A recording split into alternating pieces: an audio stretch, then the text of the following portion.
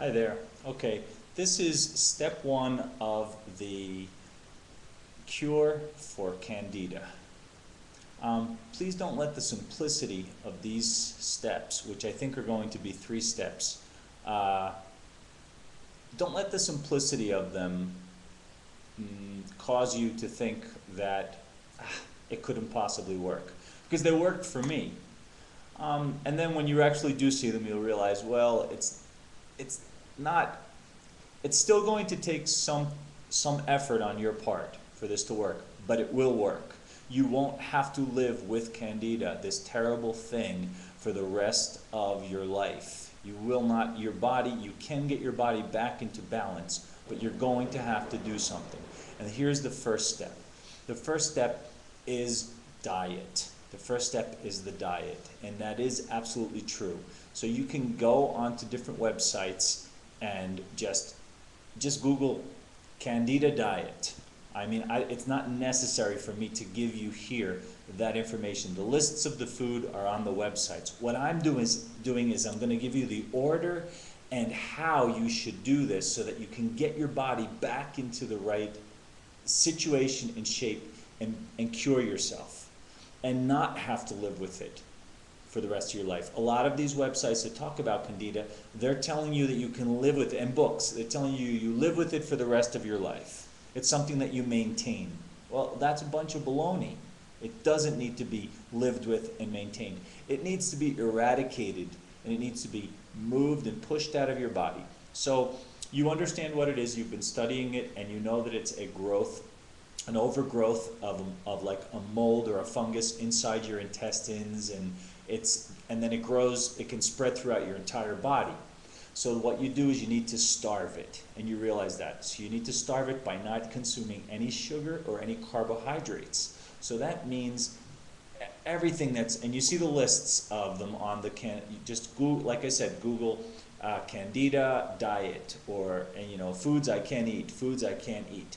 But I'm going to reiterate a few of those things right here and now. You realize that you can't eat anything that's sugar, anything that's sweet. But here's the good news. You only have to do this for about 2 months, okay? And here's the beginning of the plan. And you're going to do this for 2 months. You're going to stick with this diet, but you're going to do it 100%. You're not going to try to reduce your carbohydrate intake down to like 1%. You are going to go to the strictest amount level that you need to do, but you're only going to really have to do this for about 2 months. Everybody's body is different, and everybody's Candida growth is different too. But we need to starve it out so much. We're going to make the Candida that's in you get so weak and get to the point where it's almost dead.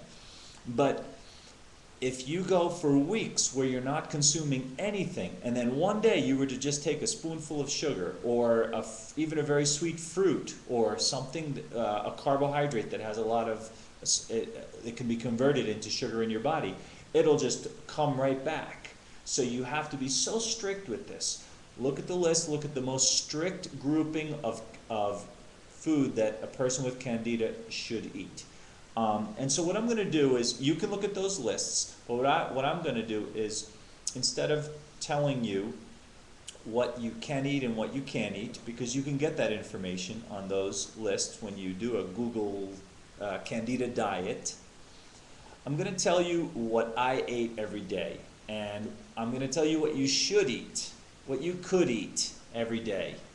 You start off your breakfast in your morning, and it's not that much fun, because I love pasta and I love sweet things, and that's probably one of the reasons I wound up getting Candida.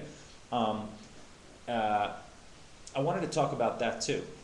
A lot of you probably got Candida because you eat a lot of sweets, but I'll tell you, one of the things that happened to me is I was going through a stressful time.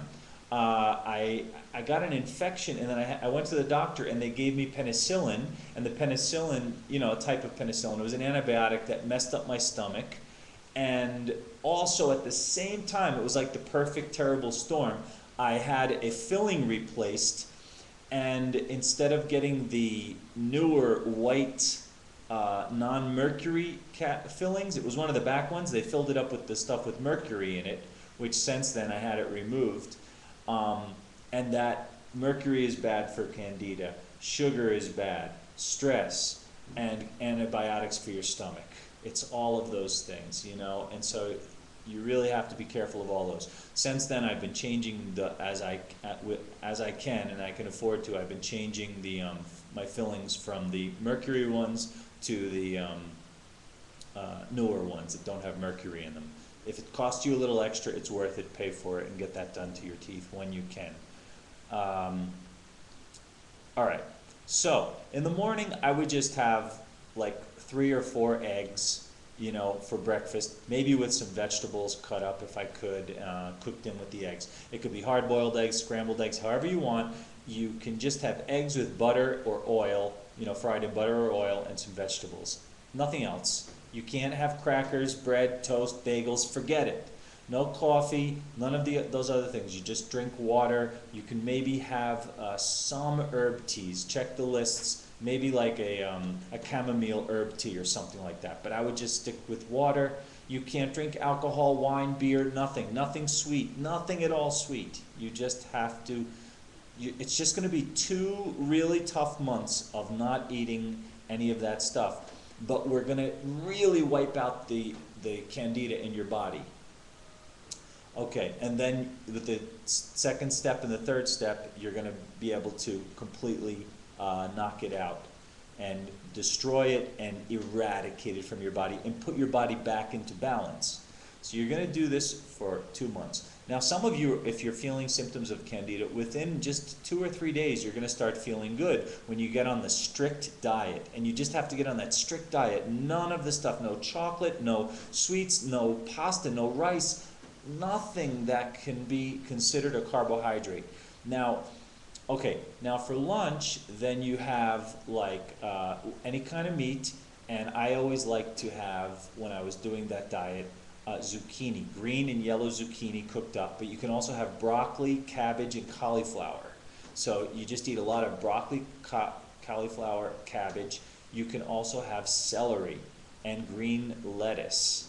You know, so you can have those things, but you cannot have anything sweet. Like you can't have anything else, like anything red, like a tomato, that will have a little bit of sugar in it, and so you have to stay away from that. Stick with everything that's green, everything that's just green, green, green. No fruits at all. I'm sorry. You'll get to fruits after the 2 months. But you just stick with these, and you try to eat as many vegetables as you can, because when you're just eating meat, you need some fiber, so you have to try to eat a lot of vegetables. And you're gonna probably cook them, but if you can eat them raw and make them, or just cook them just a little bit, so you could eat like the broccoli and the cabbage kind of crunchy and raw, that'll be better for you. You have to drink a lot of water, no sweet things. Try to stay away from caffeine. That's not good for your stomach either. And see, we're trying to make your stomach stronger too. Okay, then for dinner, the same kind of thing that you had for lunch, which would be chicken, beef, or fish, but no breading. It cannot be breaded. It cannot have any flour on it, but it can have eggs. So that's okay. You could whip up some eggs to make like a coating on it if you want to do something like that. But no, so you're just eating lots of eggs and meat. It's a really boring diet, I know. It's terrible, but it's what's going to cure you, because you're going to starve. The candida can't grow off of any of this stuff. And so that's what you do. You just completely starve it out. It's you against the candida, so you have to starve it out by just eating like that. And that's basically what I would eat every day. I would just have meat, some type of meat like chicken. You can have like rotisserie chicken, but just make sure it has no crunchy breading. It can't be... it can't have like crunchy, extra crispy or anything like that on it. It can't be a Kentucky Fried Chicken or stuff like that. So I think I'm going to have to continue this in the next part. So I'm going to stop there and let this run for about 30 seconds in case they cut off the end.